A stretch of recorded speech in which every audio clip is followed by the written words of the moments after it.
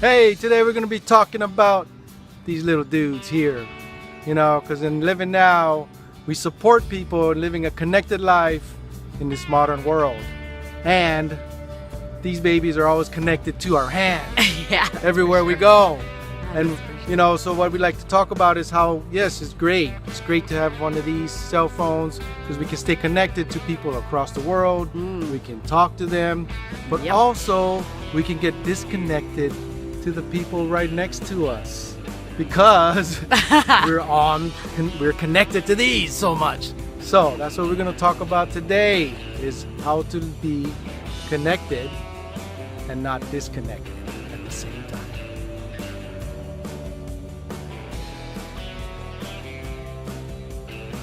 All right, so we're talking about cell phones, and one of the times that cell phones can really get in the way, he wants his cell phone back. One of the times that can really get in the way is at night. So when we take these little guys to bed with us, and let's say we have a relationship, this can really get in the way of that relationship and some beautiful time that you could have together. And in fact, Dean and I got into a little bit of a rut where we were getting out our phones, we were getting into bed, and we were pretty tired out from working really hard. We were doing a lot of work on our website and stuff, and we started getting our cell phones out and playing Candy Crush. Now, we were doing it together and we were laughing together, but what we started to notice is that we were staying up later than usual, and we also weren't having the conversations that we used to have as we were going to sleep.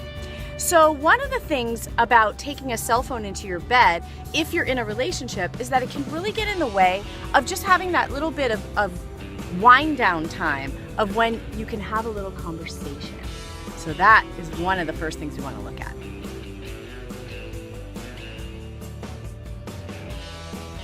So if you're not in a relationship, taking these cell phones to bed can really get in the way of your connection with yourself and your connection with sleep, because having electronics, as we talked about last week in our sleep video, gets in the way of getting a good night's sleep. It really doesn't put us in the right space to fall asleep in a gentle way. So what we're talking about here is using our cell phones for the best that they are, but knowing when to put them down.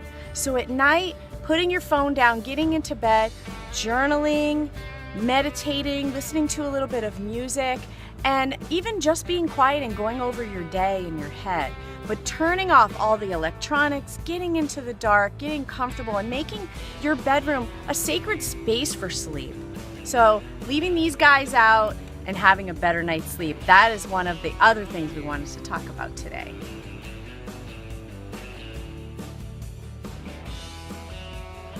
So as we create a better habit of putting these babies down an hour before we go to bed, if you have kids, we can do that with them too. So that way they can create a good habit as they become adults and not have that baggage like most of us do to break a habit. That's right. You know? It's a little easier to start a habit than to break an old habit. So that's a good idea.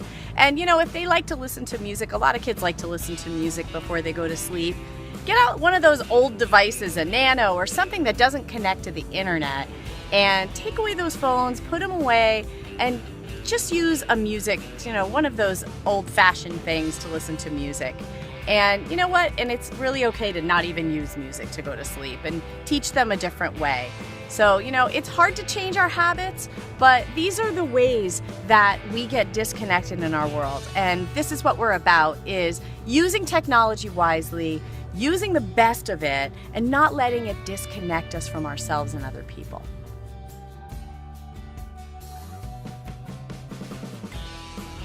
So then when you wake up in the morning, instead of inviting the whole world to breakfast, think about putting away your phone for that first hour and allowing yourself to get into your day in a more connected way, connected to yourself, connected to your family, if you have family.